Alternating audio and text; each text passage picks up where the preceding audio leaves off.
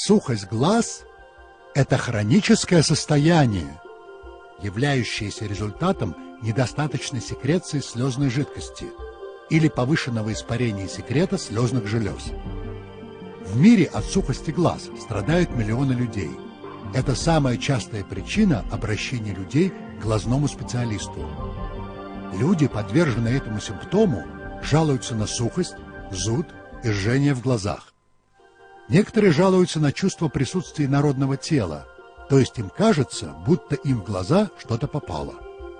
Подобное состояние также может приводить к слезящимся глазам, потому что сухость в глазах может рефлекторно вызвать их повышенную слезоточивость.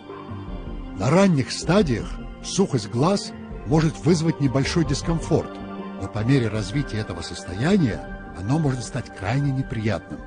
Важным моментом при лечении данного состояния и профилактике вреда для глаз является осознание симптомов сухости глаз и обращение за квалифицированной помощью.